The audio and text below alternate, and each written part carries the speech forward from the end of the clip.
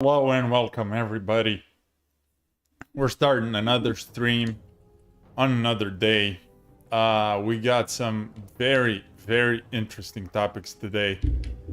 While I have the storms going on in the background, we're gonna be looking at the discords, and I'm just gonna look at the Discord and read all the guild recruitment that's being posted over there for Lich King Fresh.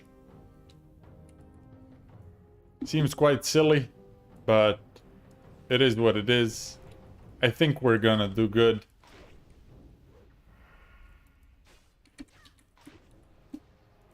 Okay, we're getting stun locked death with our no gear, but it doesn't matter.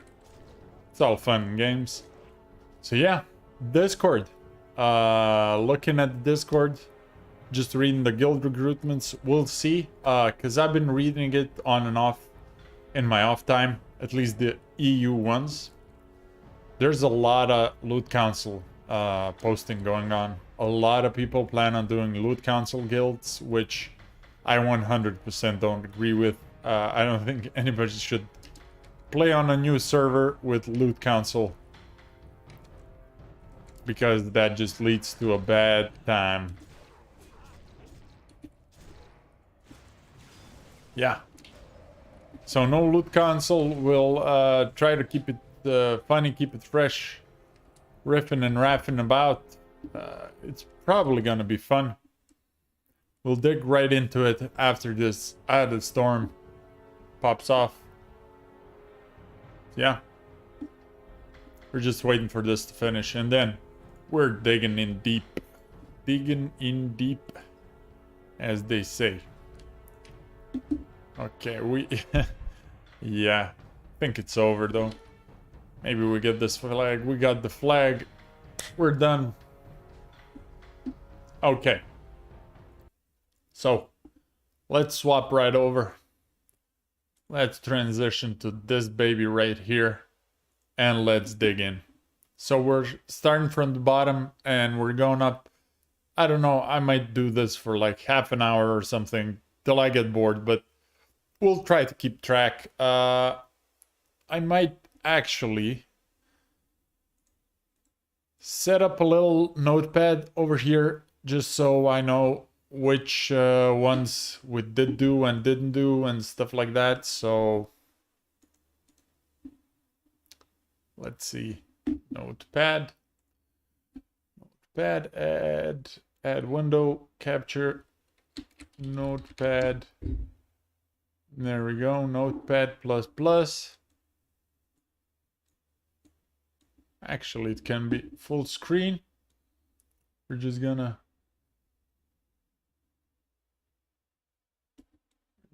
pop it down here. Okay.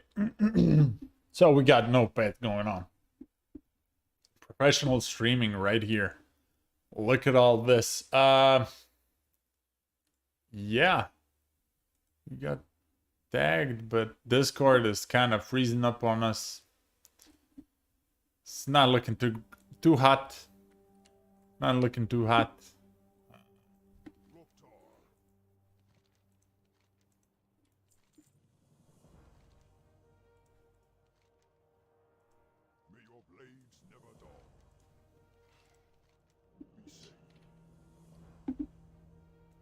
We got a lot of marks. Okay. Alrighty. Discord, let's see. Sure thing. We're gonna promote the stream a little bit as well. Discord's kind of lagging out on us. They doesn't want to be present in this fiasco.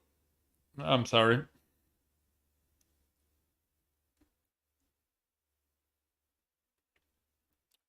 Streams. Are there any streams? Search suggestions, general, blah, blah. Rat streams. There we go. If it would only cooperate. Could you imagine that? Could you imagine me having a good computer for once?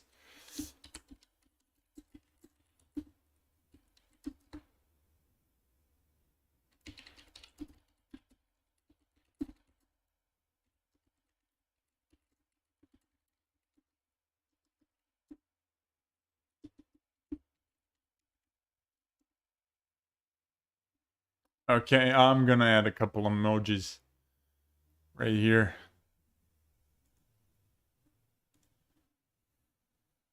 Sorry about that.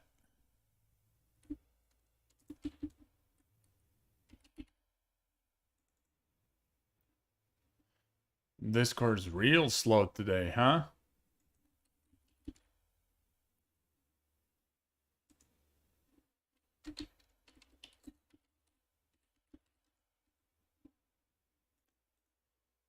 Hopefully the emojis get saved. No.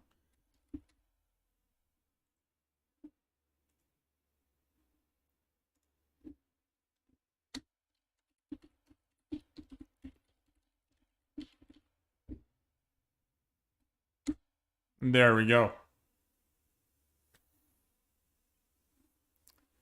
Oh, God.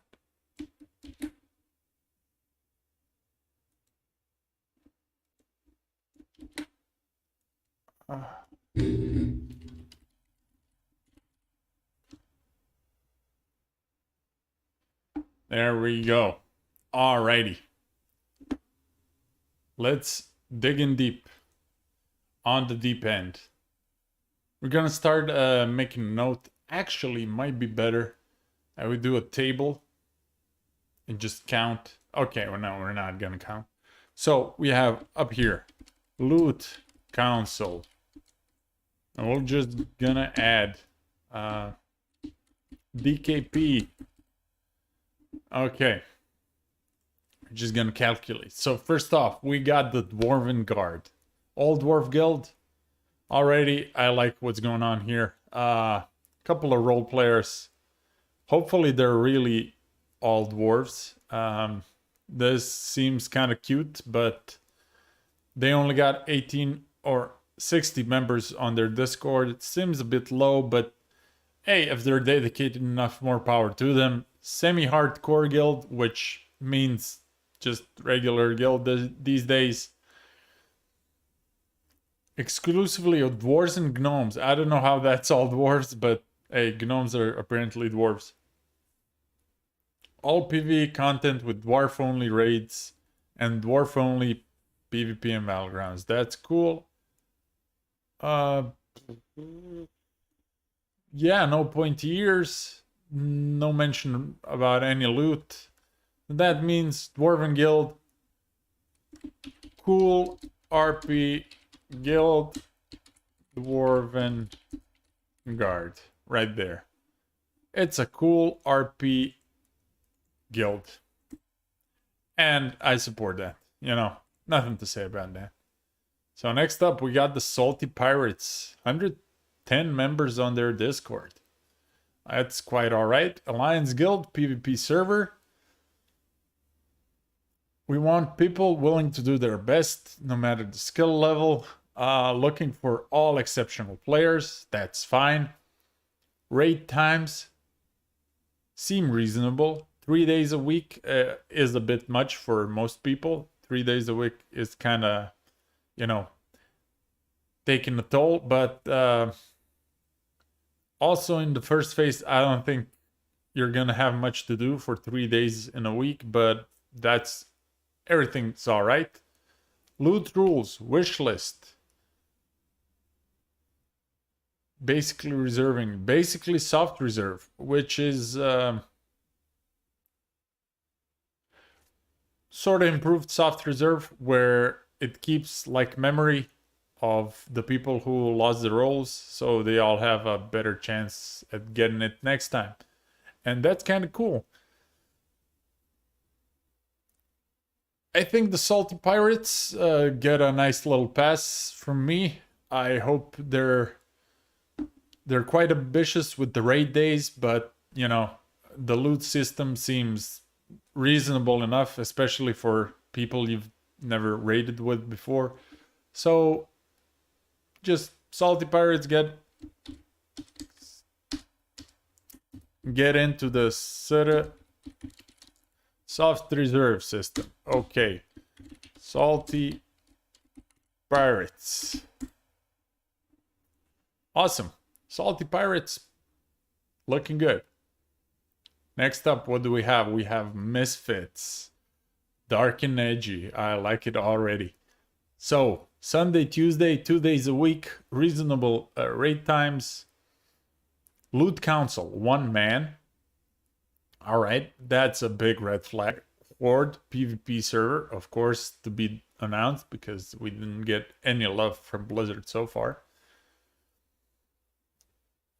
UK-based guild established at the start of Classic. Tight-knit guild who raided 2 weeks until the TVC pre-patch. They came back from Red Lich King. Okay, a lot of the guild comes from a semi-hardcore, hardcore raiding background. A lot of us have private server experience. However, that is a core guild. Okay. Only 2 required raid nights. No required alts, of course. No split runs, blah, blah. If you're looking for a stick and focus on PvE, 27-man roster. That's not a lot of people. And they don't want to run a large bench, but I am interested to see how this all goes. The Loot Council thing, I think, is a big red flag for them, and they have quite a few members. They have 115 members almost on the Discords. They're looking for logs. They're looking for 90% attendance. That's fine. But yeah, that's too bad. Seems like a cool enough guild. Seems like they have their head in the right place. Only problem is they run a loot council for an expansion that, in my opinion, really does not cater well to loot council. Next one, we have the remains. So yeah, what is it? Misfits goes in loot council territory. Misfits, there we go. Okay. Oh, this is a big one. The Remains. The Remains guild created in Lineage 2 back in 2003. That is cool. A lot of different games. And now recruiting for Red Lich King. Recruiting everything except tanks. Raiding times seem reasonable. Bit short, on the short side maybe. Adding a Monday during progression, you know, that might be tricky to execute, but sure. Goals are clearing all content with a serious attitude, but fun is most important, and more fun than killing the bosses. Well, I think that's every guild pretty much. Half the fun is downing the boss, and then the other half is just killing the boss. Okay, friendly environment, well-organized raid environment, serious when we have to. Okay, so this seems to me like a bit split focus between what they really want to do, because saying they're a serious environment and then saying, like, I'm sorry, second. Yeah, so like saying they're a serious environment and then saying that they want to be well organized and focused on killing bosses is neither here nor there. EPGP loot system, that is pretty fair. Slight loot council is concerning, but only if it's only about legendaries and some set bonuses, that is fine in my opinion. If it's like micromanaging trinkets and shit, that would not be fine. What do we want from you? They want from you some pretty reasonable stuff, just being friendly and kind. That is reasonable. No mass recruiting. We're recruiting people with the same attitudes, same everything. All right. Well, the Remains seem like a normal guild. I'm gonna put them down as EPGP. EPGP. And we're gonna tally up all these guilds later on. See which of the loot systems has the most guilds in it. Hopefully it's gonna be something like Soft Reserve or DKP or EPGP even, because having the most loot council guilds for fresh servers will not look good. So what do we have up next? We have the final call. Almost 300 members. That is a lot on their Discord. The final call is a guild formed by ex-return members during Season of Mastery. We're a tight-knit community which withstands the obstacles in Season of Mastery. We cleared AQ 40 on hard mode 3 and next Ramus without world buffs on a higher difficulty than in Classic. Alright. We're currently mounting an expedition into Northrang and aiming to clear Red Lich King Classic in a semi-hardcore way. Alliance, their mission is to clear Classic with 2 raids. Oh, with 2 raid days in a semi-hardcore way, which I don't know what people mean when they say semi-hardcore. It doesn't mean a lot these days. Our plans for Fresh is to make 2 25-man rosters. That's a lot of people and a lot of drama probably. Usually guilds that have 2 rosters, shit in there tends to get real salty real fast, and especially if they run loot council, which we'll see soon enough. In order to avoid overstacking in one particular class, we would like you to fill out the class you intend to play as main. Regardless, a lot can happen between 1 and 80, so I encourage you to apply with the class that you enjoy playing the most. Alright. Then they have their achievements, which, sure. They didn't clear. Oh, first wing, hard mode 2. Okay. Raiding schedule. Raid times seem reasonable. Now, this is 1 extra hours. Hopefully, it's 2 days of the week and not 3. Oh, loot council. That's a big yikes, you know. Based on attendance, performance, and loot sheet priorities, yes, this is always stated, but, you know, officer priority and all that shit always comes into play with these, so not a big fan. It seems like a huge guild, and with loot council, with 2 rosters, it might be a lot of drama, and we might just see this as being one of the biggest drama guilds out there. So yeah, of course they expect highly skilled and motivated players, positive attitude, and 90% attendance, which is reasonable to expect from like a serious guild, but not reasonable for all people. So the final call is loot council. Alrighty, let's dig in deeper. The Wrath of the Gypsy King. I like the name. PvE Spanish Guild. Mature and fun raid. Officers with deep knowledge of beer and wine. I love these guys. I think this is a cool little guild. It seems cool enough from the name and from the description. You know, it's a regional guild, so we'll just put it in a cool role-playing guild tag right here. So yeah, I just gloss over that one. They're not really posting about their loot system or anything else in particular. So okay, next up we have TLDR, 99 members on the Discord. Hardcore during release. Guild looking for more. Okay.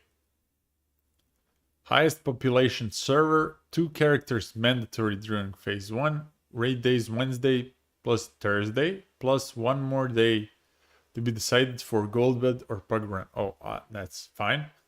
Number 1 in EU in Season of Mastery, top 20 Red Lich King Raiders back in the day we're currently looking for. Released Night Raiders and Dead Gamers. Around 10 more for a stable roster, all classes open, all socials welcome, week 2 onwards. This seems like a pretty cool guild so far. They know what they want.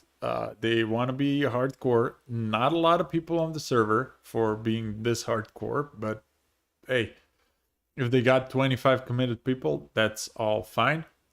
We aim to be 37 people split into 2 raids and filled with alts. That seems alright.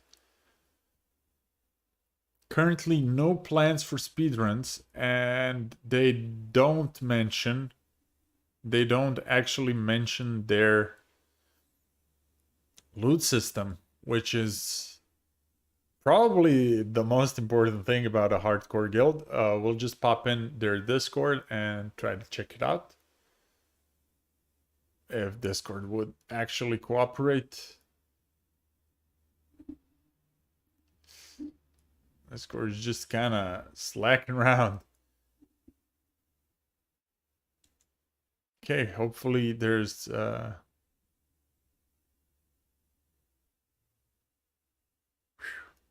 This is going slowly. Alrighty.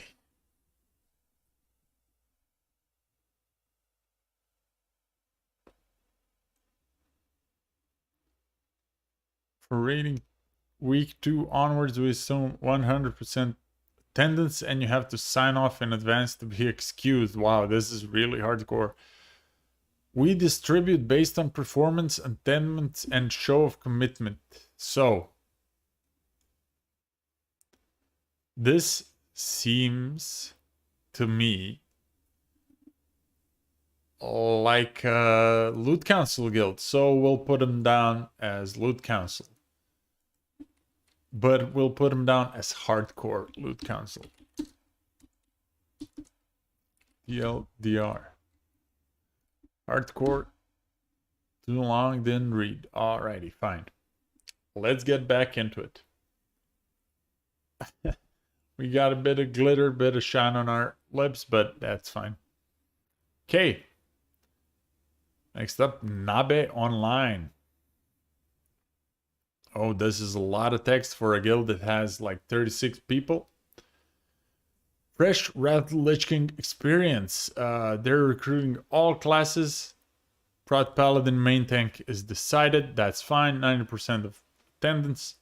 Of course, I'm assuming they're a semi-hardcore guild.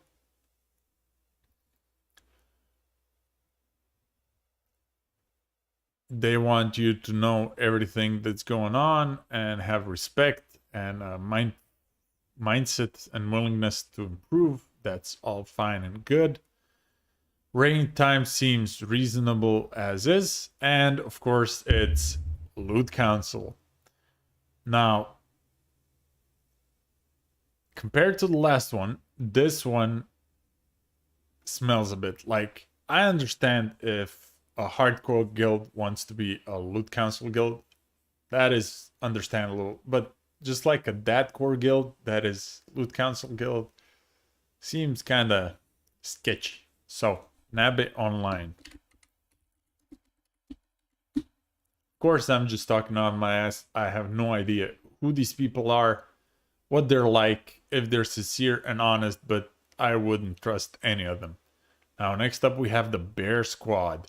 Of course, again, semi-hardcore, Horde, EU, fast and efficient clears, fun but intense environment, engineering requirement, that seems more like a hardcore thing, that's semi-hardcore, efficient smart Loot Council.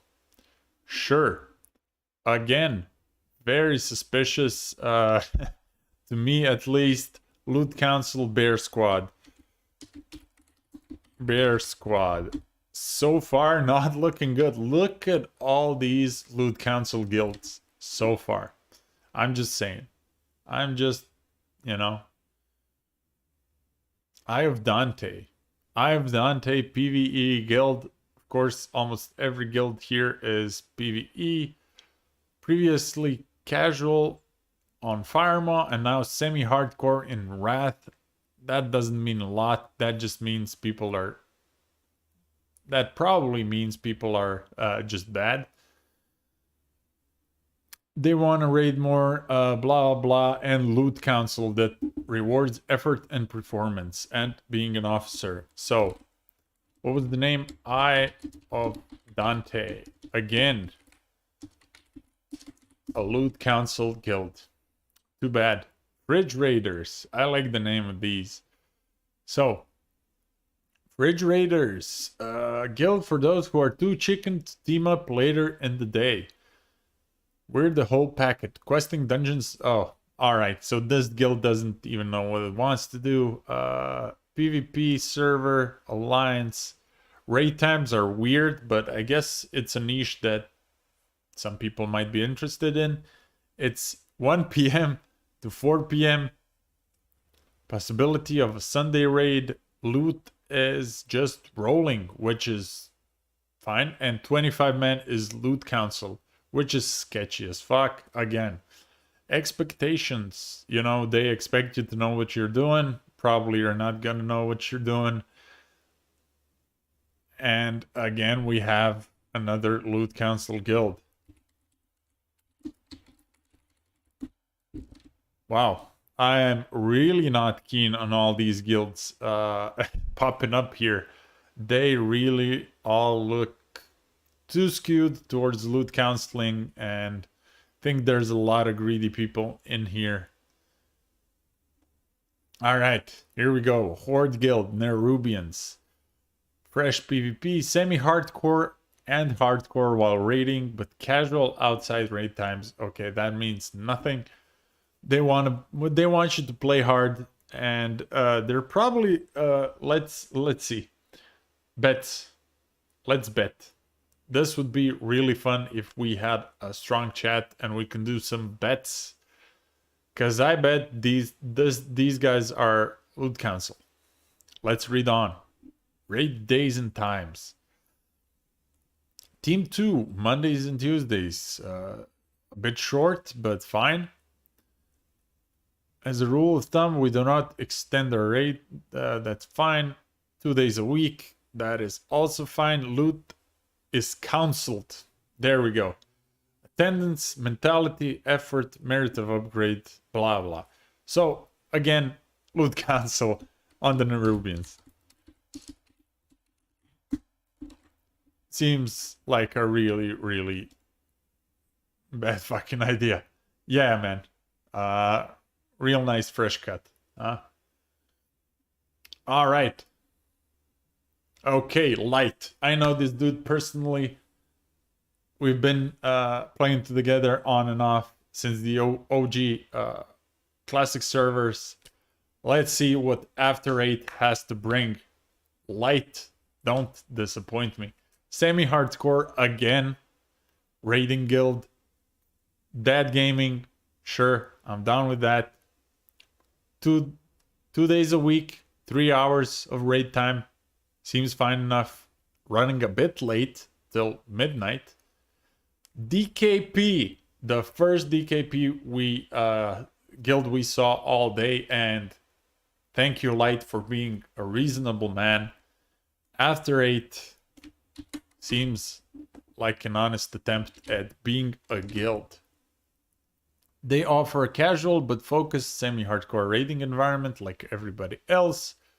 The opportunity to raid on a light schedule, alright, and I expect everybody in this guild will know what they're doing pretty much. So, good. Glad to see it. Especially from this man. Now, let's move on to Aces. Aces Hardcore Horde Guild EU. All right, Monday, 3 days a week, 3.5 hours of raid time. Seems fair enough. Second raid team or alts to be declared. That is also fine. first week clearing, that seems all reasonable for a hardcore guild. But again, here we have a kicker. We have the loot council. From a hardcore guild, again, I'm gonna repeat, it's kind of expected, but you know, loot council is still loot council. And it's too bad that we have so many loot council guilds on the Fresh Discord. All right. What do we have next? Yeah, everybody's loot council enjoyers. I guess a lot of these people are just no, I mean the people that are making these guilds, I think they have plans to like recruit people who will probably, they expect everybody to play good. First of all, they're all pretty much semi-hardcore, and they expect a good positive attitude and that you know what you're doing, and then they're gonna loot council all the gear, and that's just kind of sad in my opinion. Here we have kill boss get loot horde guild on a PvE server. Again, one raid day for 25 mans, which is weird. That is not a lot. Loot will be handled via loot council. Again, kill boss get loot. My list is not even long enough to facilitate all these guilds. They, just like I said, solid knowledge. They want you to know what you're doing, correct gems and enchants, appropriate consumes, but this is pretty much every guild. And that's a good joke, man. Kill boss, get no loot. More like it. Yeah, and they're looking for pretty much everybody that's happy to join them. Not a lot of people joined. Now here we go, a bit bigger guild nostalgia right here. Alliance, tight-knit guild, again, fun and friendly. We see a lot of these buzzwords, keywords popping up here and there, and you know, some of them might be red flaggish, but so far so good. This will not be the kind of guild that's going to analyze and min-max every little detail, so in translation, they're probably not going to play that well. We're just a group of friends who want to be, want to have fun and accomplish something together. That's nice of them. We aim to clear all content and be thrown our way at our own pace. So yeah, again, in translation, not really having good players, but that doesn't mean we don't want to progress. I agree. And that is perfectly fine way to play the game. I'm just translating what's written in between the lines for everybody else. There's only one requirement to join, and that is to be mature and respectful, and that's perfectly reasonable requirement. We want a community where everybody's going to be involved and know each other and isn't scared to ask for help, and that is also very wholesome. Let's see if they're loot council again. So if you're somebody who just wants to relax after a long day of work and log in, yeah, this is just like a casual guild, and it doesn't say much about any loot systems, so we'll just put them down as role players because they're casual role play. No disrespect, of course. Casual guild is perfectly all right. Just, you know, they're not really clear on their loot system, so I don't have any place for them in my chart. Yeah, it's crazy that Blizzard didn't announce any server names yet. I think just on Wednesday we're gonna log in and we're gonna find out for ourselves if it's even gonna be on Wednesday. Maybe it's just gonna be delayed, who knows. But yeah, it is kind of crazy that we don't know anything. I did have an idea, slight what do you say, slightly sidetracking here. I did have an idea to just make a guild of my own and just make pugs, you know, just make soft reserve pugs for everybody on the server, because all these loot council guilds are gonna leave a lot of people unhappy, and I don't think a lot of people will stick around for long. We always see a bunch of guilds disband and then merge and shit like that. So next up, Nemesis Horde. That is fine. Semi-hardcore guild. Very chill guild, which doesn't seem very hardcore. Group of close friends, that's fine. Reroll project on Dragonfang, I remember that one. They are coming back for Wrath Lich King. 2 days of raid time, not strict raid time, that is also fine. Transferable soft reserve. This seems interesting.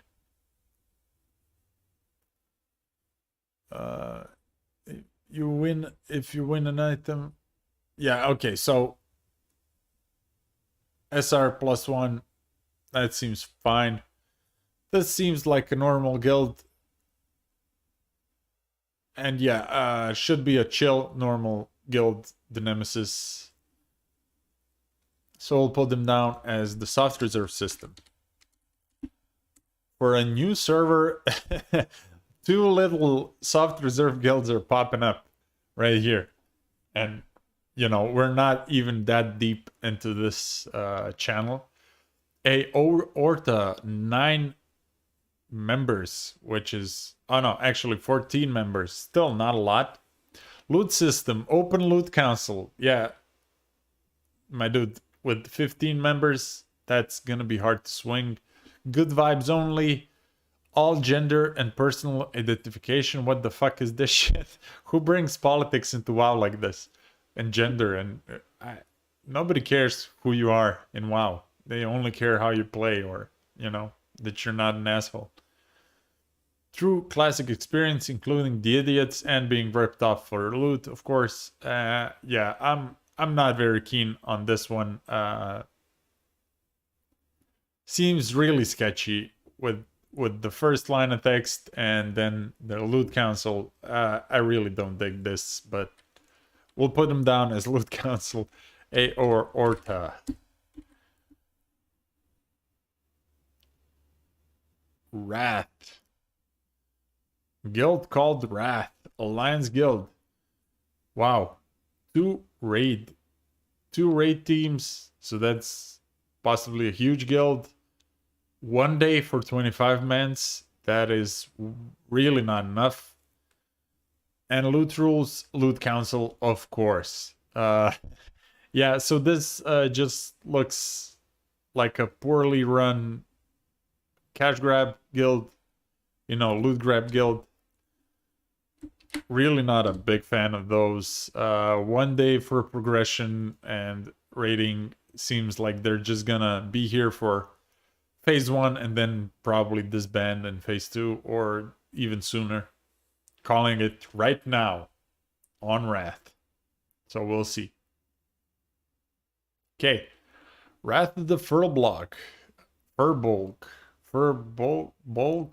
What the? Can't even say that right. PvP guild, 3 hours of raids, 2 times a week. That's fine. And of course, loot council. They want pretty much all the good classes. Holy Paladin, Balance Druid, Reflection Warlock, Skilled Experience. If you're not full-time, yeah, that's fine. Tendance, I don't know, seems real sketchy. Again, it does have a lady spamming it, or what seems to be a lady, but again, another loot council guild. Damn, a lot of those. Blacklist, 2 days a week, 3.5 hours, which is fine, of course. Loot council, again, we found ourselves another loot council guild. Damn. I don't know how deep I should go. Probably until things start to repeat themselves, but Shit. I really didn't think it was gonna be this bad. Okay, the recruit Path of Wreckage is recruiting. They cleared next 40 back in 2006. Probably only a couple of people left from back there. Officers with deep knowledge, that's fine. Smooth progression. Please don't be a loot council.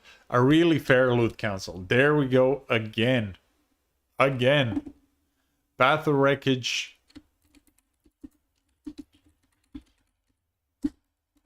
Damn. I'm probably gonna have to make like a blog post or whatever, Discord post about a Reddit post about this. This is insane. This is just, you know what we could do tomorrow for like a big show stream? We could check all the guilds in the North American guild recruitment and see if this is the same kind of trend that's going on with people just seizing the opportunity on fresh servers, basically. So Scorpius Lair, I think we got the Scorpius Lair somewhere here. Or we don't. I think this is Loot Council again. Socially active. PV content. Guild chat, blah, blah. Okay. Okay, so this is a social community guild that doesn't know what it wants to do. Oh, this is... Yeah. I actually got whispered from this guy. This is just Scorpius, and he's making his own lair. And I guess that's fine. It's just gonna be a guild that doesn't do much of anything. Just a whole bunch of people inside. And that's cute, you know. Not much to say about it. Let's see. Huge in Congo. Semi-hardcore raid and PvP guild. Usually guilds that do both raiding and PvP don't get much done anyways. So let's see. They try to be a serious guild to raid and PvP with. Guild members socializing. We are actually huge in Congo. That is fine. So let's see. If they're loot council, they're gonna have 2 teams on 1.5 day. What? 1 day with the other? Oh no, that's the 3rd day being optional. All right. Exceptional players, PvP pumpers, all that good shit. Huge boys. That's all fine. But where does it say your loot mentality? Push the limits. I cannot really see what they're gonna do here with the loot. So this just seems like a watered down guild. Has quite a bit of members, 126 on Discord, so I don't know where to put them, to be honest.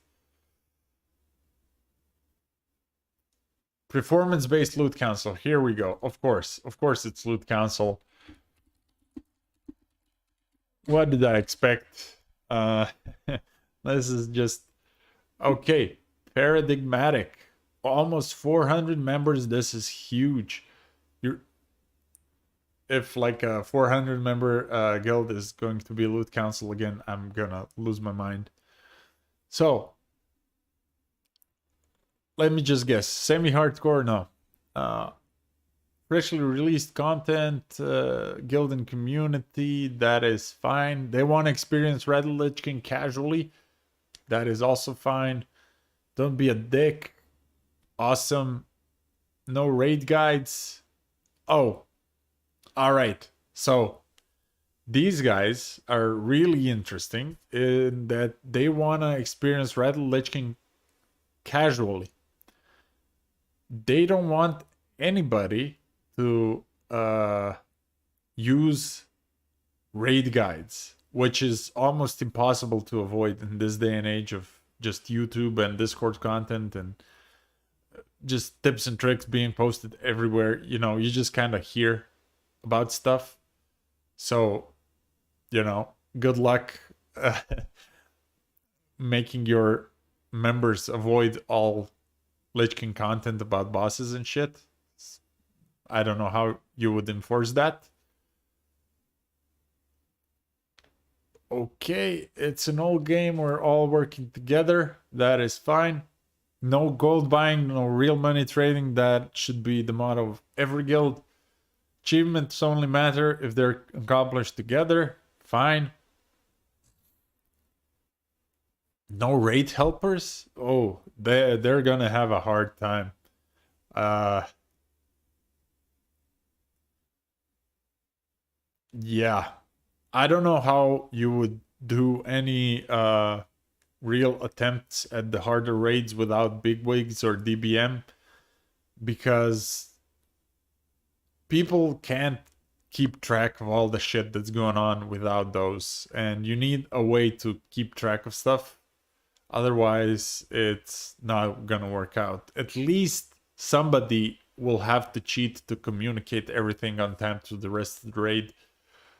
But yeah, it's gonna be interesting to see how far they get, and it's nice that they have such a huge following. But I don't think this is a realistic way to play WoW, or like a way that doesn't include just wasting your life at silly attempts, you know.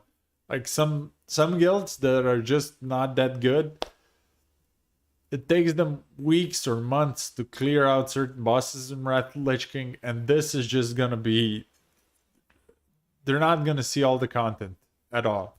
No way. If they prove me wrong, I'm happy to apologize and eat my words and, you know, go back on my word and stuff like that. But I don't see this really working out.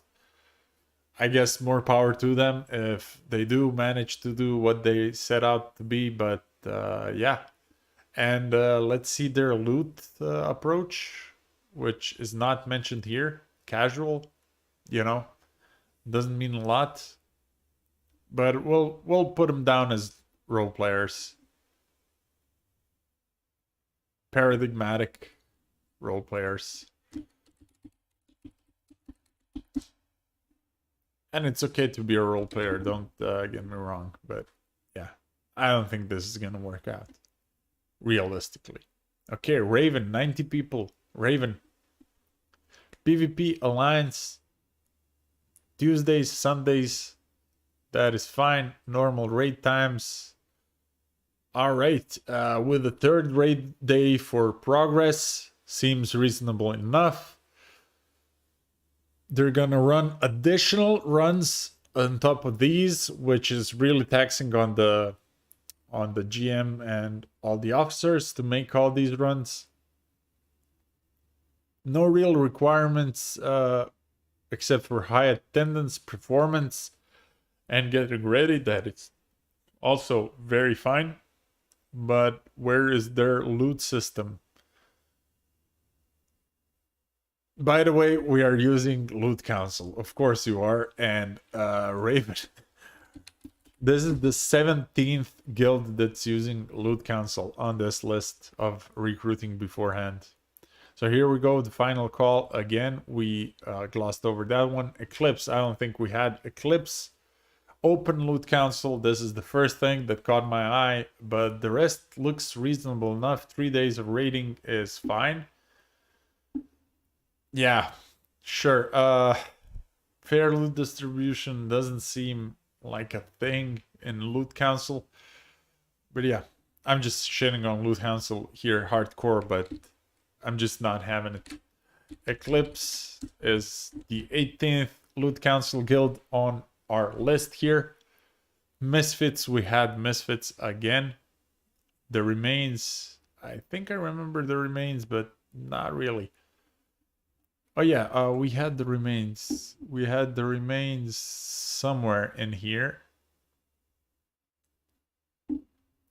The Remains are EPGP, which, you know, cool. Salty Pirates. Okay, we're kind of looping around here. Wrath, we've seen Wrath. After 8, we've seen After 8. I have Dante, Aces. We've seen pretty much everything here. So yeah, oh man, this this YouTuber Scotty J. I mean, cool, you're making a guild, but a famous YouTuber, a semi-famous, I don't know how famous he is, but he's making a loot council guild. I don't know who can have more access to gear than a famous YouTuber in a loot council guild. This is like made to cater this guy. And yeah, if you want to be a fanboy, go ahead. I don't think anybody else is gonna be in there really happy with the gear that he's gonna share with the famous YouTuber. So I'm not even gonna jot it down. It's not worth anybody's time. Nerubians, we've seen the Nerubians, and yeah, this is just on repeat now. Classic hardcore. Raid times, that's fine. Death is delete.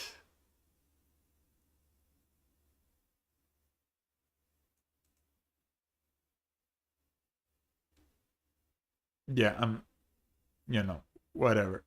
I think we've seen every guild in this thing. So let me just pop up what we have so far. So this is the list so far. As you can tell, loot councils win by a lot. Like, it's scary how much loot council there is.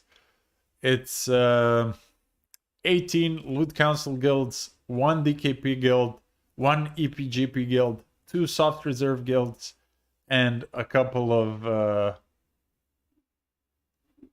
oh, I didn't transition as here. Yeah, there we go. So yeah, and a couple of role-playing guilds right down here. But this spread is, Jesus, concerning to say the least. You know, having so many greedy loot council guilds, like, I'm sure a couple of them are genuine and a couple of them really want to distribute loot fairly, and I say that with an emphasis on the word want to distribute loot fairly, because even if you want to be a fair loot council, chances are you're not gonna succeed in being fair. You can't really ever be fair as a loot council, and probably the majority of these are just greedy assholes. You know, that's the reality. And yeah, this is stats for the EU so far. And we're going to look at North America tomorrow, and we're going to compare. We're going to do a nice big comparison of all the guilds. We only see 2 hardcore guilds, and only TLDR really seems like they know what they're talking about. So I don't know. I don't know what to tell you. There we go. All right. Now, we did our bit. I did the thing that I wanted to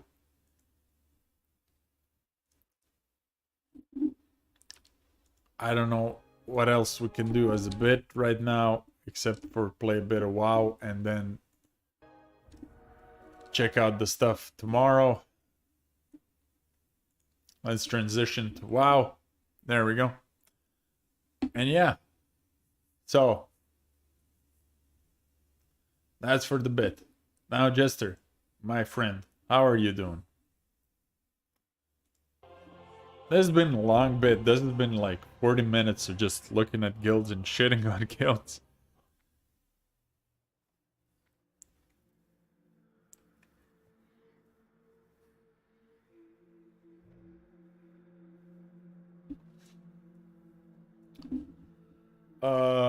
I could also talk about some classes. I don't know what I wrote as my stream title. I'm glad you're doing well. Thank you. So yeah, talking about talents and farming some what? Farming some. What am I farming? What did I set out to farm? Farming badges. Oh, okay. Yeah. So I did.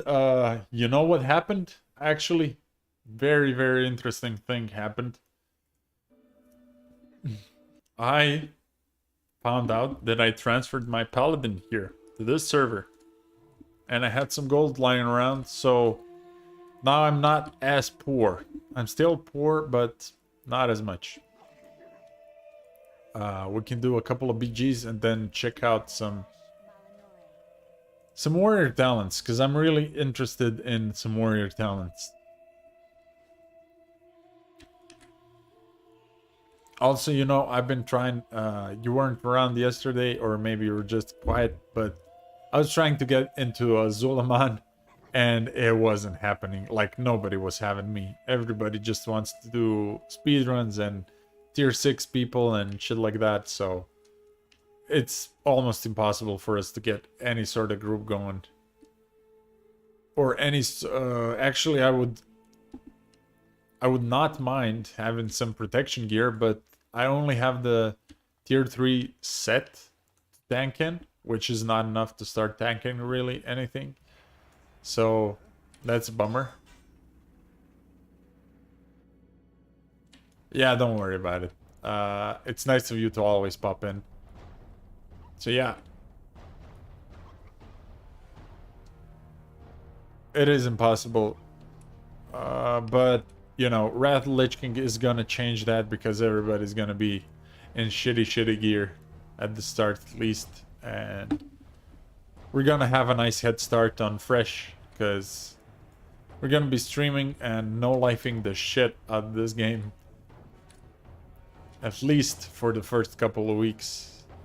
To maybe a couple of months, actually. Since, you know, we gotta rush to 70, then we gotta rush to 80, then we gotta rush all the gear, then we gotta get the second character online, then we gotta play with friends.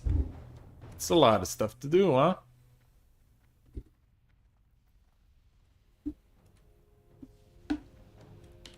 Also, I think I'm getting an extra monitor today. So again, I don't have to use this big-ass screen, big-ass TV.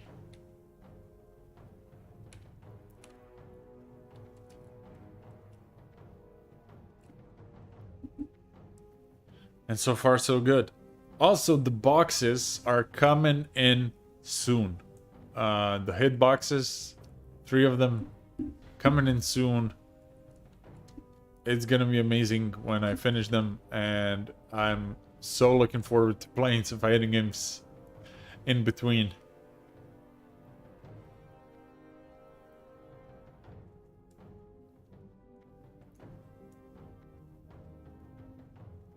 Yes, yes, and it's gonna be 3 of them. That's like a lot.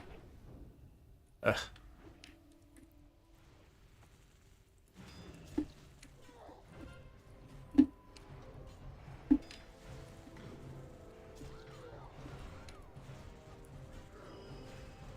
Even with like dual wielding warrior crushes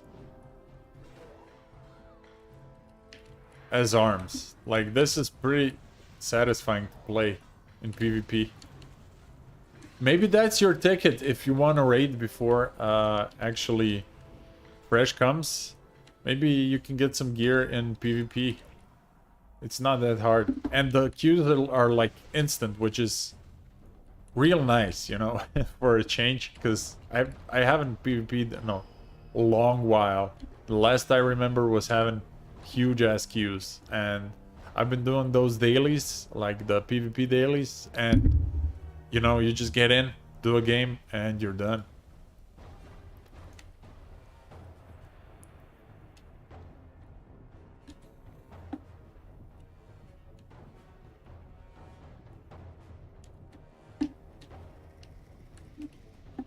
You want to push Fell Reaver, but we're kind of spread thin here. Somebody's pinging somewhere. Who knows?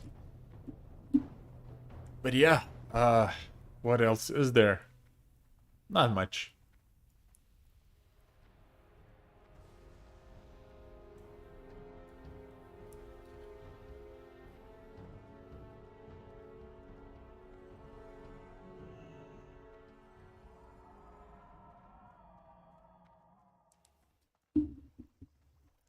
what class Jester are you going to play on Alliance, on Fresh?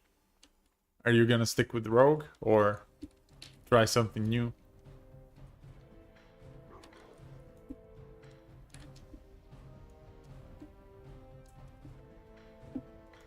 Yeah, okay, that's fine. I have a friend that's just like you. He just sticks with Rogue every time. Every iteration of WoW is just Rogue. That's his thing, and that's totally fine.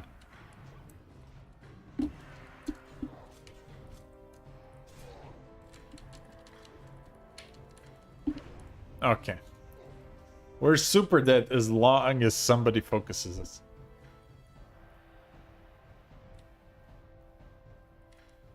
Alright. Hunter is a cool, nice, chill class to level as. It's always going super smooth. Man, I'm all over the place because I want to level this guy, of course. I want this character to be sort of like my main. I don't know. I want this to be my raiding character, at least. But I don't have a guild, and I don't really want to mess with the whole guild thing yet. But on Fresh, I think I'm gonna have to have 3 characters.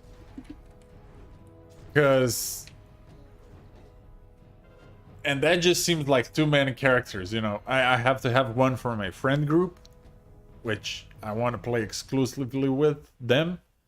Then I want to have one for the first person streaming and no-lifing and just goofing around.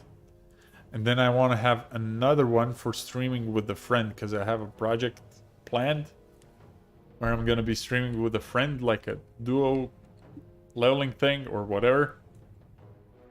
Kind of real life, you know, couch co-op shit. And that's just too many characters, it seems. It just seems like too many.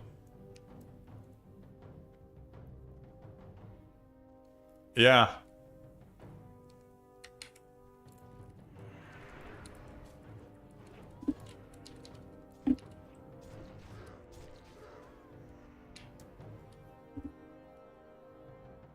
Too many characters can be a problem, especially if they're all different.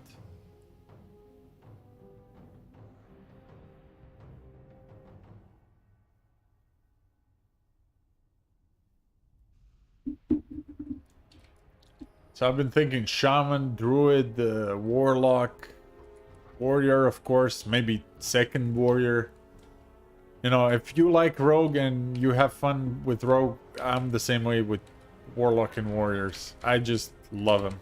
I love the class, and I can probably play 1,000,000 Warriors over my lifetime.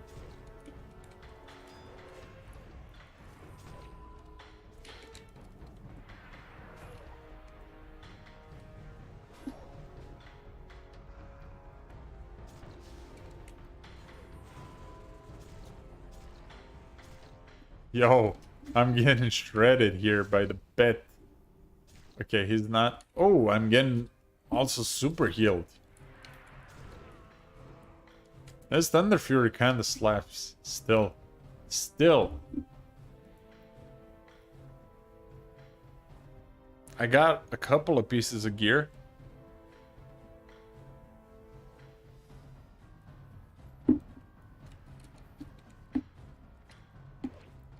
Yeah. Everybody spamming that meme when I joined the team, you know? But yeah, I got like a chest and a dagger for my offhand, but I don't want to use it because I have Thunder Fury. Who would have guessed?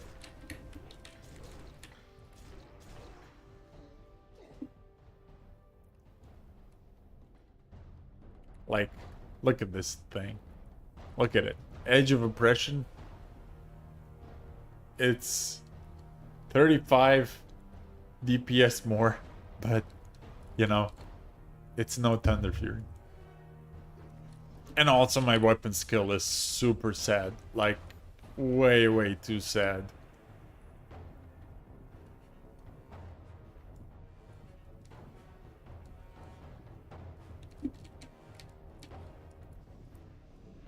It's nice that we have them pinned in this battleground.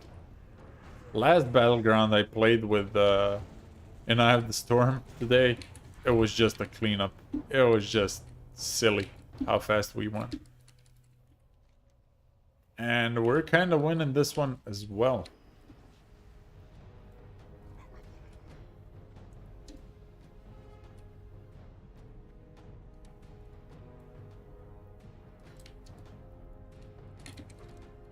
Which talents do you want me to look at and just talk about first?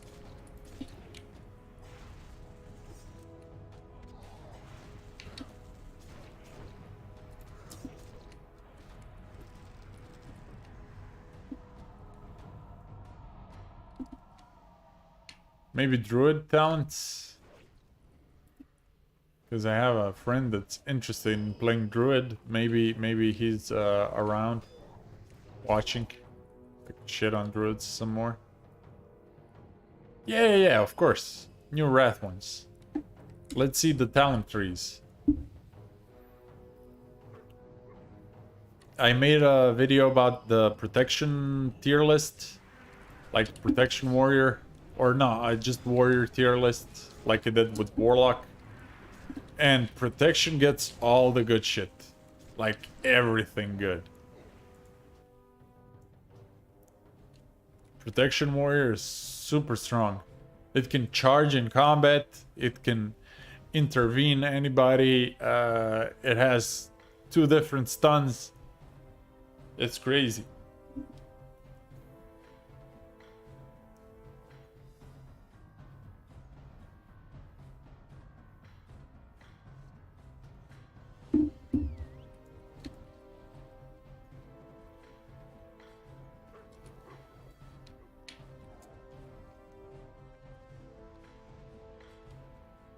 But yeah, druids are crazy as well. Yeah, like we saw already in TBC with some decent gear, we saw druids just going ham and as what do you say? As balance. We had that balance druid carrying us all over the place.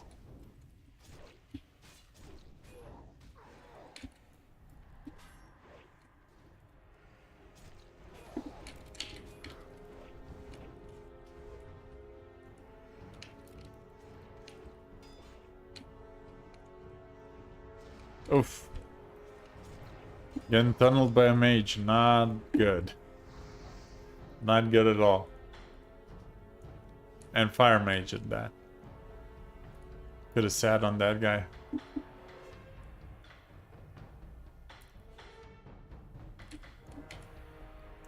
Like, shitty gear warrior PvP is still super fun. And I don't know. Warrior is just the class for me, man. Seems like.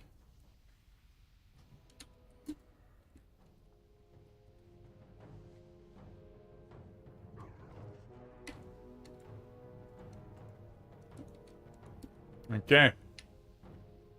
No, this is... Ah, fuck me. We're getting caught out. Oh, damn. Everybody's on us.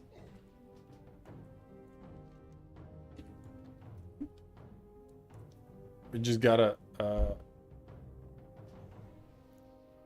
a couple of things here.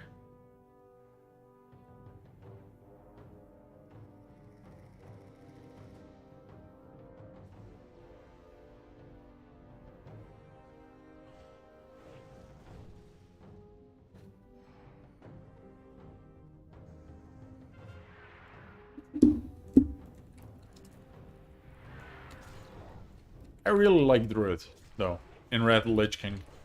Like, I think in Red Lich King, they really are just superb as a class. They really come together. Feral is insanely strong. Feral in PvP gets insta-casts on cyclones and shit like that. And that's insane. Of course. Insta-cast cyclone sounds insane. Oh, I'm gonna sneeze.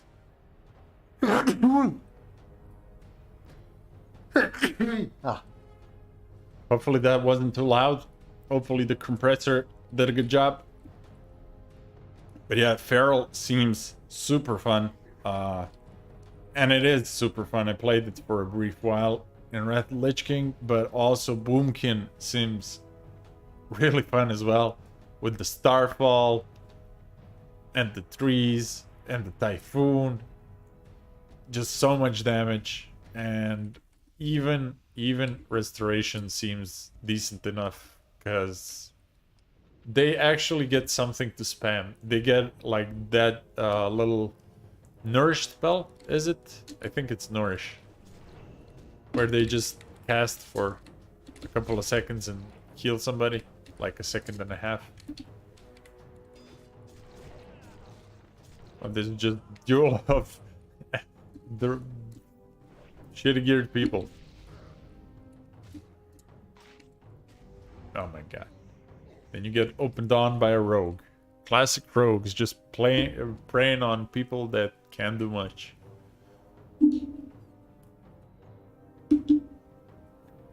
But yeah, we're totally taking a look at Druid talents after this battleground.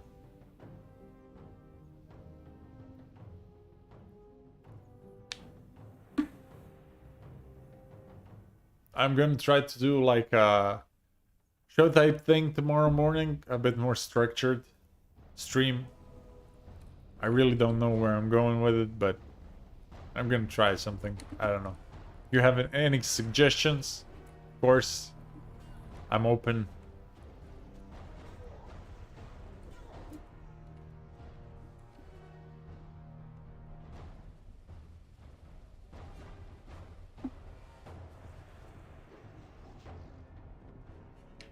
I've concluded that just farming dailies is not that fun for anybody. Not even for me.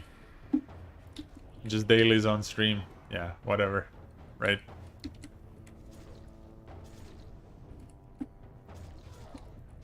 Oh, we're destroying this warlock.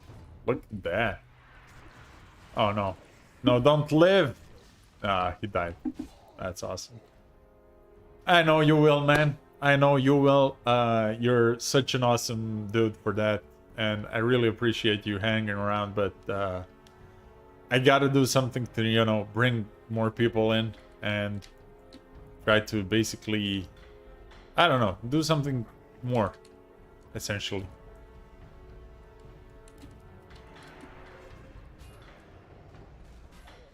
Especially in these couple remaining days before we start the FPS challenge. Because that's really, I think that's a really good one. But yeah, I want more. I want to do more, and I'm just gonna think of something.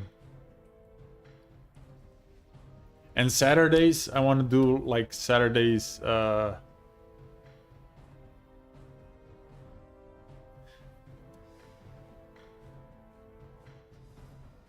Yeah, okay. I've been doing the videos for a while now, and you know, I really would like to have my personality be the focus of my shit, and not like doing guides and stuff, because then you can't really transition out of the game easily, if you get me.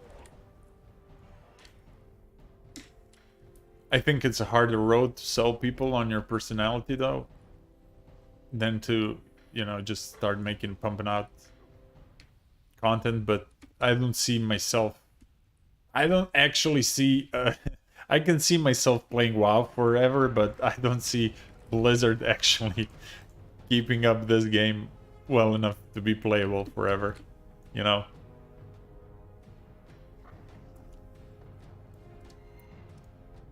Maybe. Maybe.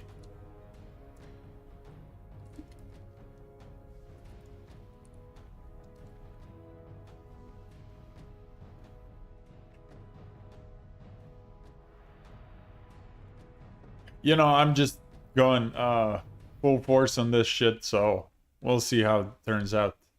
I mean, there's only one way it can turn out to be, so... Ah, these mace stones. Everybody's so sick and fed of them. How am I winning? How am I winning against this guy? Oh, because of Thunder Fury, of course. Oh yeah, I'm not winning, that's how. Yeah, there we go.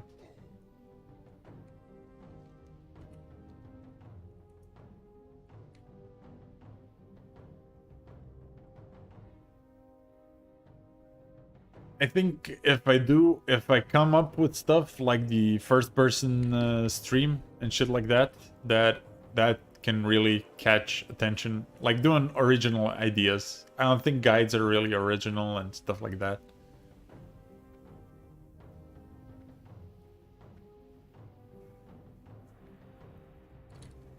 So that's why I'm kind of steering away from those. I tried doing those also, and I sound shitty when I read scripts because I can't tone down the inflections enough. I just sound like I'm reading for a class, you know?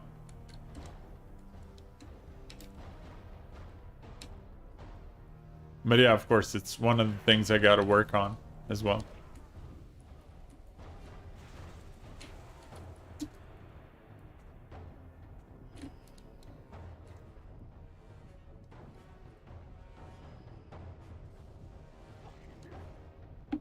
I'm also just so happy to see you and like a couple of other guys just tuning in from time to time and just being here. That really helps a lot, you know?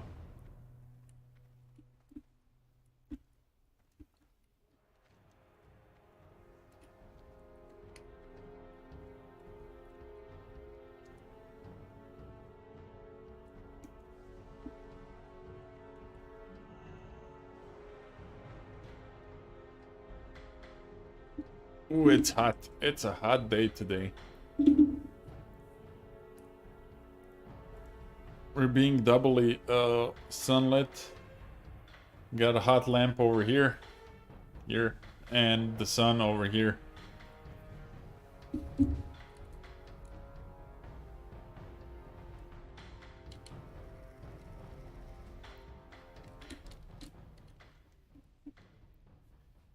Can't believe I'm considering going shaman for Wrath of the Lich King, to be honest. Like, that seems... that was something I had back in the OG Wrath of the Lich King, and I thought I got over that. Like, I thought I was done with that, because I didn't really like it back then. But now when I see the footage and shit, I remember it fondly. And I'm considering doing another shaman. Though the only viable spec that I would play is probably Elemental. I'm probably more interested in PvP Elemental than PvE Elemental. Because what even is PvE Elemental, you know?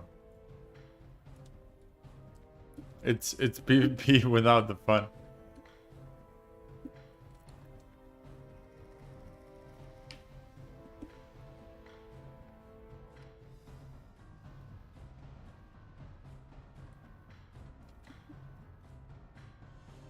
Also considering just being the guy that does oh, here we go, Boomkin.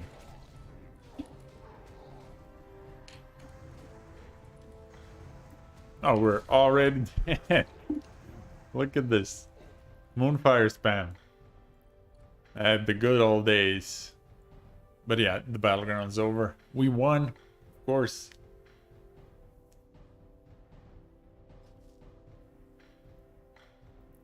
We won. Awesome. Alrighty.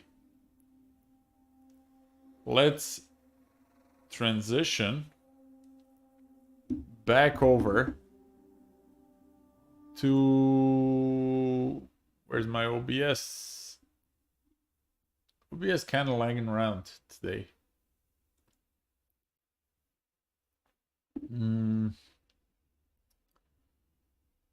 We want to find... what do we want to find? Talents. Druid. Wrath talents.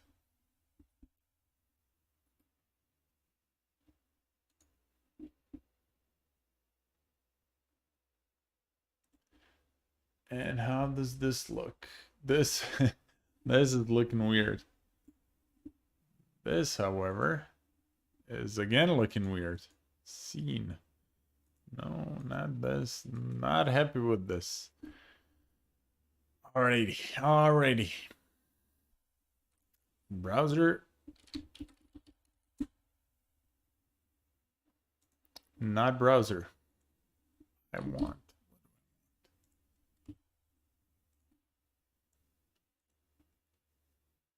I want a window, right? I want a window. I want Chrome. I want this one, yes. And then I want to stretch it out a bit. All the ads. All the ads. Yeah, there we go. Like so. Alrighty. Drag it down, transition. Transition. Hey, my dude. Here we go. Druid talents. Let's see what's crazy and what's happening with the Druid. Druid. A lot of talents going on in Wrath Lich King, man. A lot of talents. Wrath and Starfire are better now, which is a change from just Wrath being faster, and a good change, I think, at that. And then we got damage and healing by periodic effects, which is alright. Maybe not for balance, but definitely for resto. Or like off-spec talents in here. Critical strike, always nice. Mana cost, not so nice, but this does affect resto, so I guess this is like the off-spec talents. You know, like off-3 talents for resto. Damage and critical, of course, super nice. Reach, always nice. Increases the duration of dots and hots. Wow. This is something you don't see every day. Like, this is a lot of affected spells right here. Look at this. 3 seconds, 6 seconds, and 2 seconds on, like, what is it? It affects 5 spells for 1 talent point. Damn. Strong talent right there. Okay, I get it. So you get cast time reduction when you crit, which chains itself if you have enough crit. Thorns, I hope this doesn't just buff thorns, because thorns are not really relevant damage, but yeah.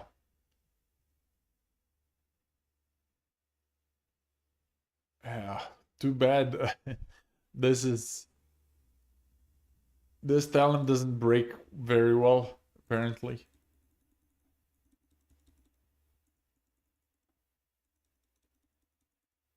Yeah, I can't read this. Let's see if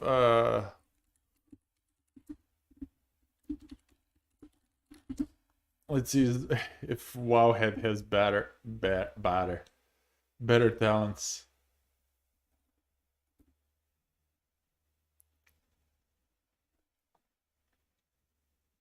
Looking good so far. Oh, come on. I don't want overview. I want just the talent tree.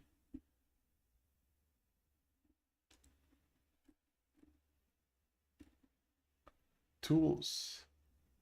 Talent calculator. There we go.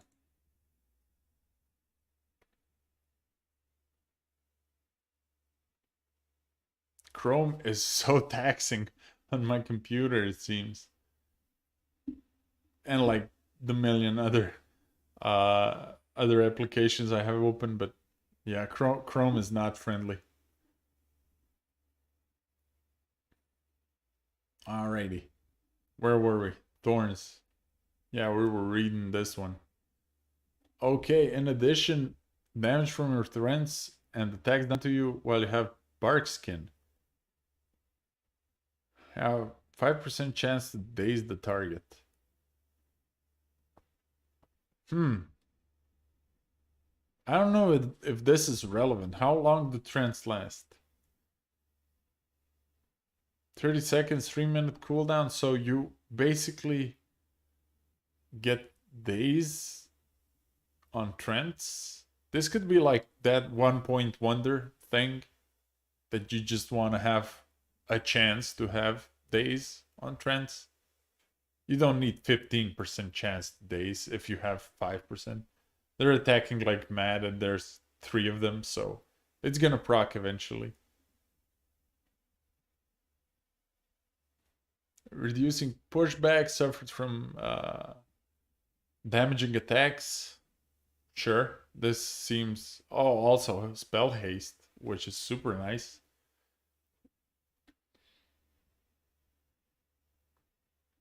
This is one of those mandatory extra critical strike damage talents.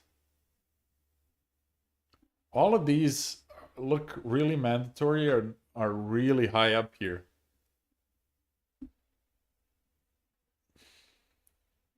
More spell power. I guess this comes into effect more the later you are in like Lich King phases. Imagine we haven't heard anything about phases either. Like nobody knows which phase and when. But you know, it's just broken down by tiers. It's not like Classic where the phases can be weird and different. Yeah, okay. Not a big fan of Insect Swarm. Maybe right now Insect Swarm is better, but I was never a fan of Insect Swarm. And here we go, Dream State. This is a really good one for restoration, I guess. And I guess it fixes mana problems for balance.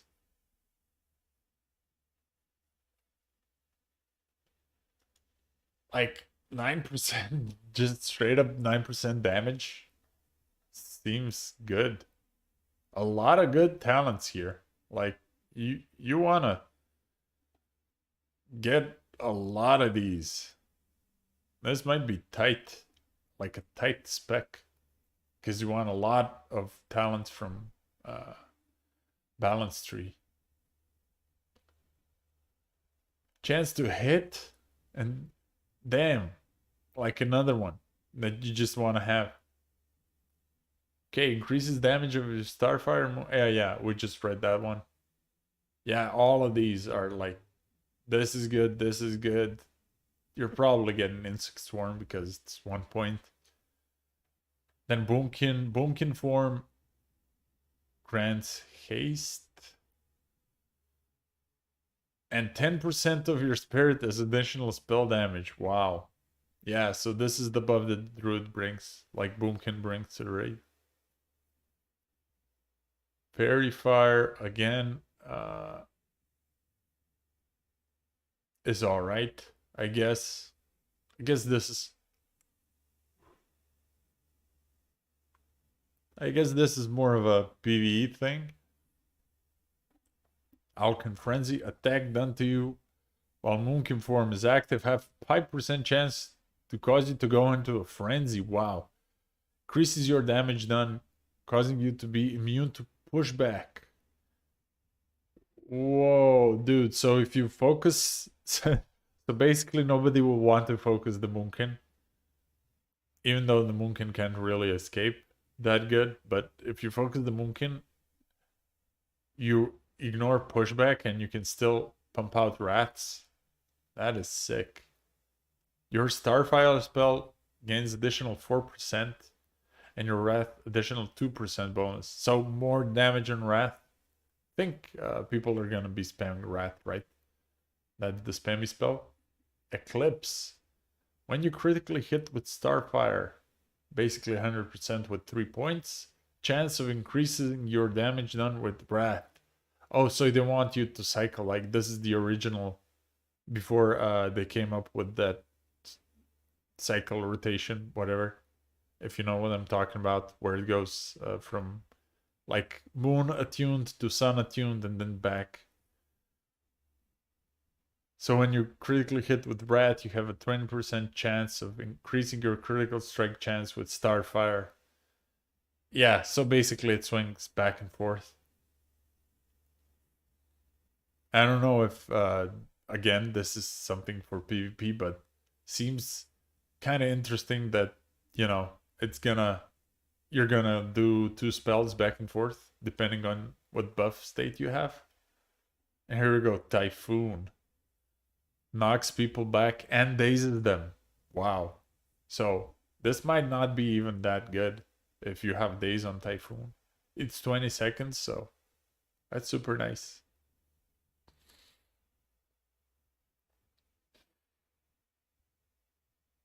Okay, so increases damage done of your Hurricane and Typhoon spells by 15%.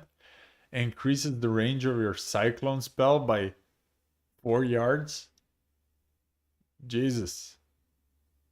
I think it's 30. So 34. That's decent enough. That's like a polymorph range. Good to have. Earth and Moon. Your Wrath and Starfire spells have a 100% chance to apply Earth and Moon effect, with increases spell damage taken for 12 seconds, but also increases your spell damage by 2%. Alrighty.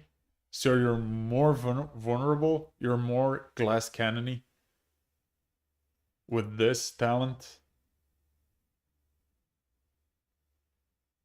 You're tanky enough as is against melee.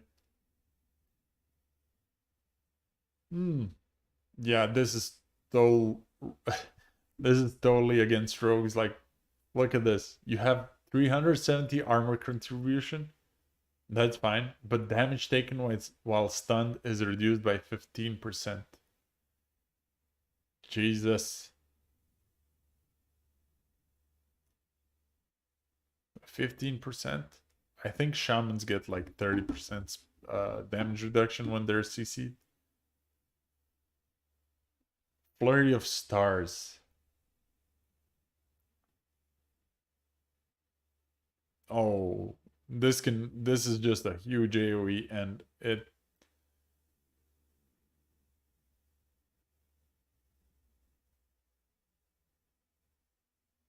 I didn't know Starfall actually suppresses when you get CC'd. Apparently it's CCable, but yeah.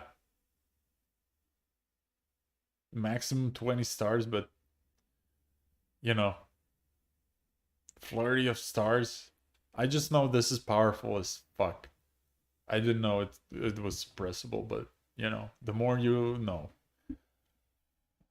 Then we have yeah, so the Boomkin tree looks really strong. Looks like chock full of talents that you would want. But then we have the Feral tree. And this first talent really does not look impressive almost at all.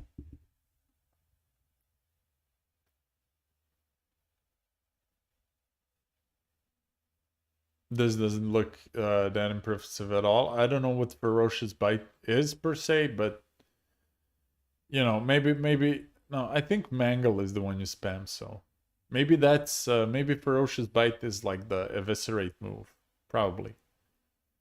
Feral Instinct increases damage done by your swipe ability. That's fine, and you know, less chance to be detected. I don't know if this is even taken. Increases the damage done by your claw, rake, mangle, and maul. So I think this is pretty much the universal go-to talent that every feral wants. Right here, just 20% damage, which is fine. Thick hide, just your regular old, more armor from items, shtick, sharpened claws, more crit chance, 6%. That's nice. Survival instincts. What activated this ability temporarily gives you 30%. So basically, they get... So druids get last stand, like a better last stand in cat form as well. Damn. And feral swiftness, of course, we all know what that is. It's just movement speed increase in cat form, and this is really good. And this is the reason why feral druids level so fast in classic. Yeah, we saw the claws, shred. I think shred is like the ambush ability. I don't know if this is something you go for as feral or not, but it doesn't really seem like an exciting talent. Predatory strikes increases your melee attack power in cat bear and dire bear forms by 50% of your level. So what, 150% of your level at max level? Let's see right here. We'll just click them all.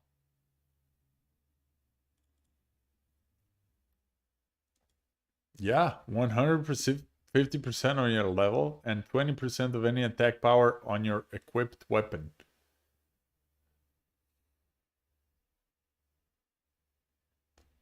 So on top of that huge chunk of attack power the druid gets from weapons, they get 20% more. I didn't know they needed it. In addition, your finishing moves have 20% chance per combo point to make your next nature spell with a base casting time of less than 10 seconds become an instant cast spell. Now, I didn't think this talent was this far up. I think this is possibly doable as like a hybrid resto spec. So you have instant cast nature spells, like instant cast heals.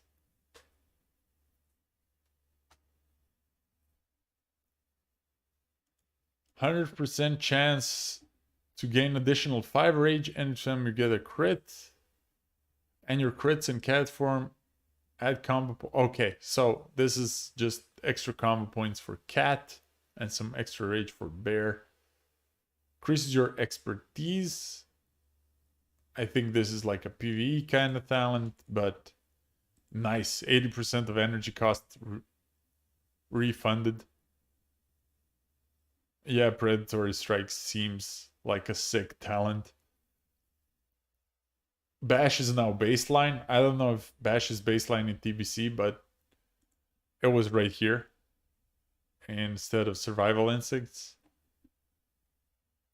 The duration of Bash and Pounce is increased and the cooldown is decreased, which again, brutal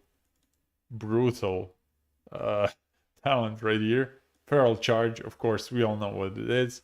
But you can now Feral Charge as a cat as well. You leap behind the enemy, dazing them, which is a new thing. You might want to still Feral Charge as bear in PvP, but being flexible to Feral Charge in PvE as well is real cool. Especially if you can do it like stealthed and then stun the enemy. Nurturing Instinct increases your healing spells by up to 35% of your agility and increases healing done to you by 10%. Wow. So, yeah, possible hybrid spec on the horizon. I don't know. Seems like a lot of potential PvP talent slash, things right in here. Natural reaction increases your dodge. All right. And you regenerate 1 rage. So this is a bear form thing, which, okay, tanks need some love as well. Increases your intellect. Look at this. Increases your intellect. In addition, while in bear or dire bear, your stamina is increased. And while in cat, your attack power is increased. All right. So these two just stack. Survival of the fittest. Increases all attributes. More attributes. Reduces the chance you'll be critically hit by melee attacks. Alright. And increases your armor contribution. Just a good talent overall. Just stats. One talent, so much stats. Yeah. 6% resilience and 33% more armor contribution. This is big. Leader of the pack, we all know what that does. 5% crit for everybody in rage. And we also get to heal ourselves when we crit. Like a lifesteal type of talent.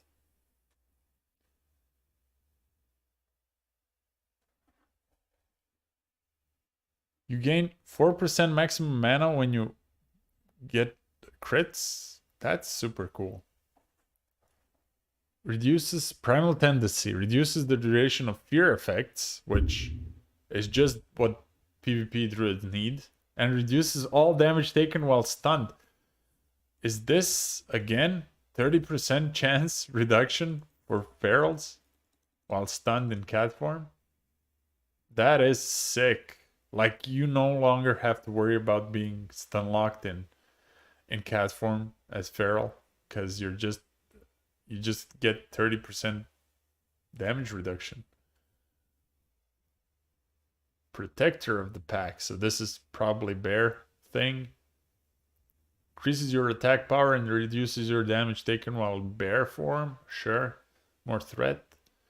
Predatory instincts. While in cat form, increases your damage from melee critical strikes by probably 9% and reduces damage taken from AoE spells by 30%.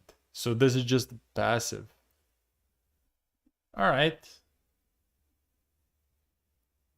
Your Shred, Maul, and Mangle attacks cause an infected wound. The infected wound reduces movement speed of the target and the attack speed. Okay, so this is... How much movement speed are we talking about here? 50%. So basically as a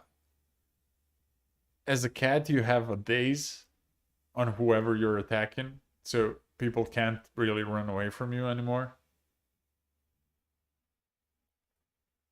Which nobody could kite you anyways, but now they're just locked down, you know?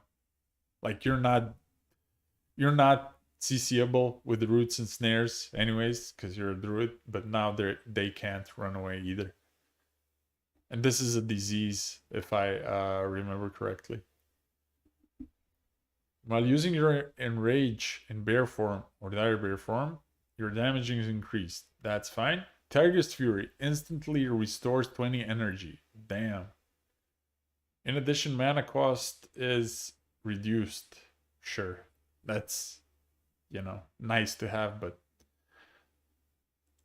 just getting how much you get, like that little drink, 60 energy. That's that trinket from Zul'Gurub for rogues, you know.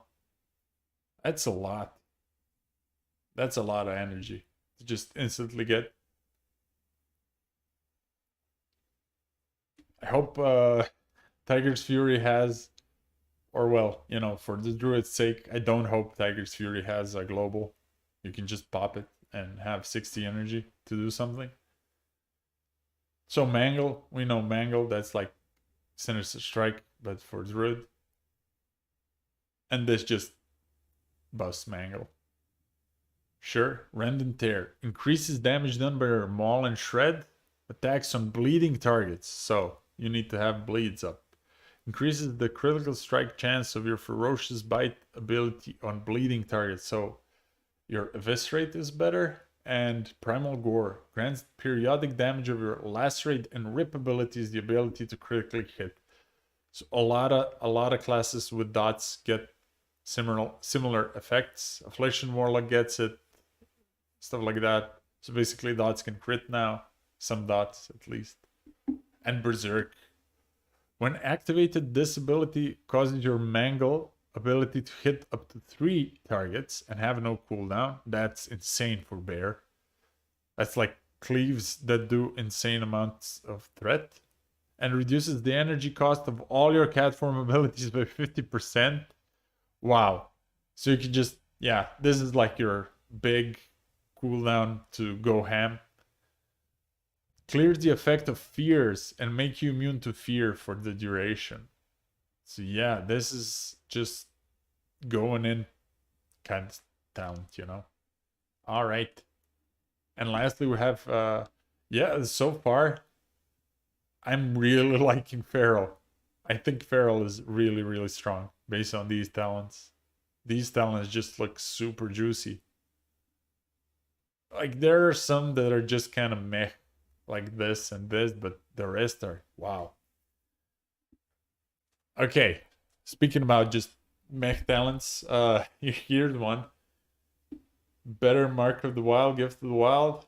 Wow, not that crazy. Okay, pushback. Reduces pushback suffered. That's fine. For this is probably mandatory for I don't think power shifting is a thing. Maybe it is. I don't remember, to be honest. But yeah, this is real nice to just have some rage when you shift and some energy when you shift into cat form. Okay, heal time on healing touch reduced. Mandatory, I guess. And increases the damage you deal with physical attacks in all form. Wow. So I guess you're not going balance sub-spec when you're going feral, you're going resto here and here.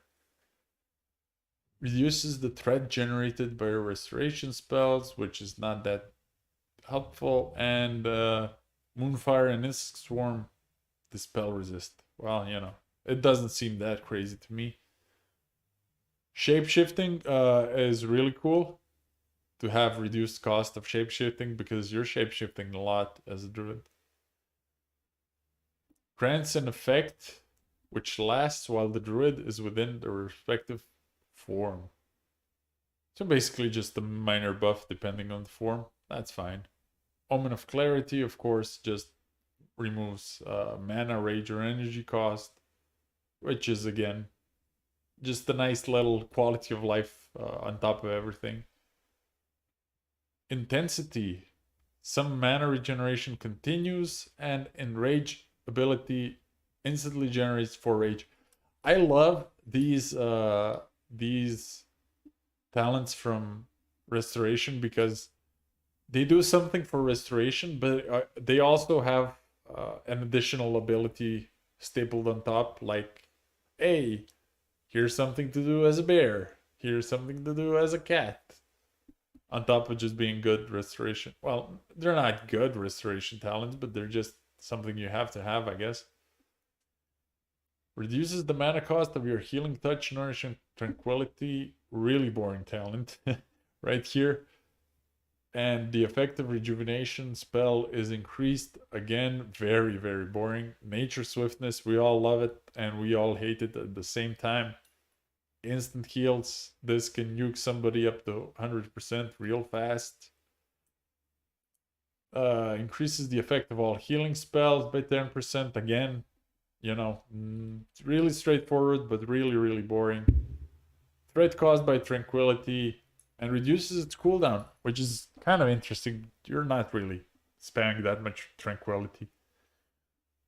Power touch. Your healing touch gains additional spell bonus healing, you know, and nourish. Yeah, similar to this, similar to all of these are kind of similar talents, just more healing. Since you're going this deep into the healing spec, the restoration. Critical effect chance. So I guess crit chance of your regrowth and nourish by 25%, which is plenty. You know, 25% chance to crit is a lot, but it's 5 talent points, so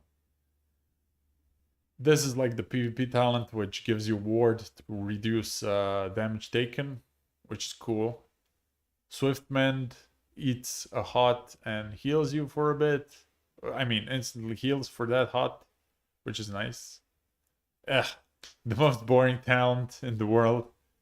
More spirit, yay. Bonus healing effect of your healing over time spell is increased by 4%. Alright, so all similar talents. I guess, like, whoever designed this talent tree had nothing to do with this talent tree, because this is like the seventh same talent there is as Resto Druid. Look at this.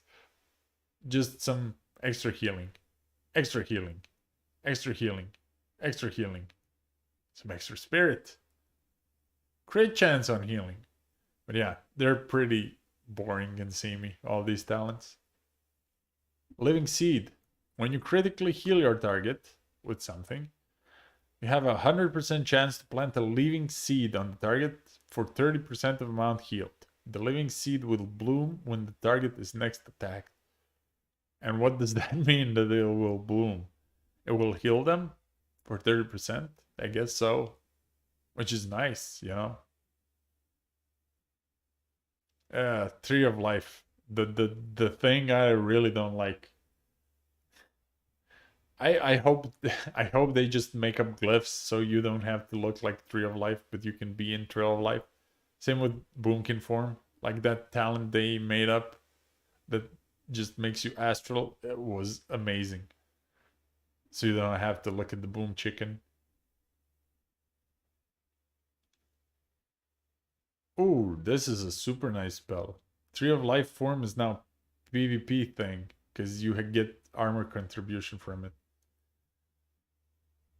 And increases your healing spell power of your, yeah, whatever.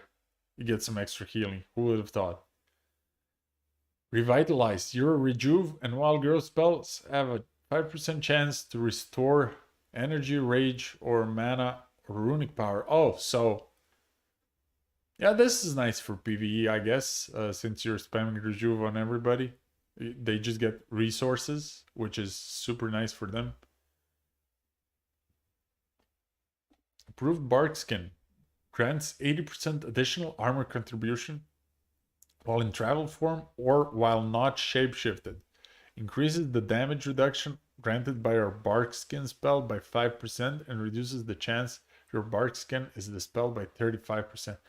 This is like a mandatory PvP talent. This is super, super nice for like a resto PvP dude. Yeah. Seems really strong. Like, too bad is that it's this deep down, you know. Gift of the Earth Mother. Increases your total spell haste by 2%. Reduces your global cooldown by 2% when casting Life Bloom. Nice! So, yeah, global cooldown reduction and spell haste when casting Life Bloom. Awesome. Really cool, you know.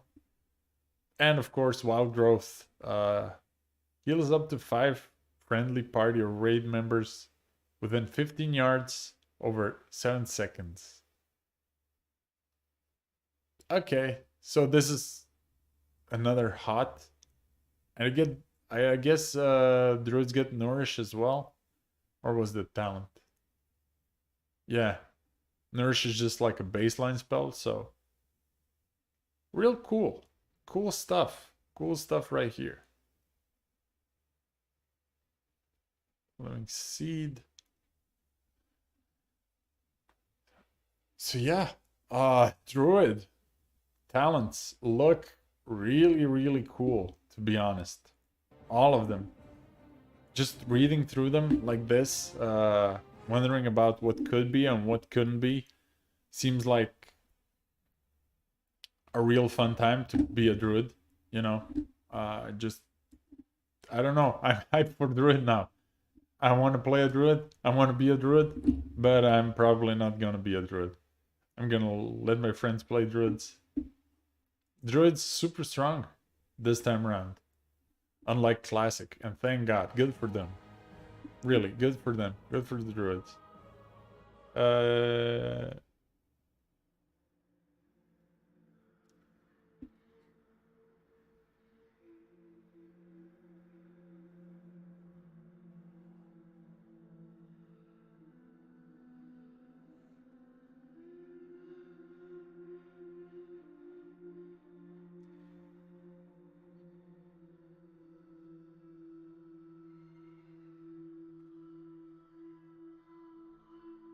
Okay. Yeah, I don't know what else we could do right now. It's been a fun little stream. We did a couple of little ideas. We did all the guilds. That was really fun. We did a short little battleground. That was also fun. And now we did the Druid Talents. And tomorrow we're gonna do the rest of the guilds on North America. And we're gonna do another talent tree, I guess. And it's gonna be a Saturday morning kind of show. It's gonna be super fun. So check in then. See you tomorrow. And really, thank you for watching again. Really do appreciate that. And yeah, have a nice one, everybody. Whoever's decided to check in. Bye bye.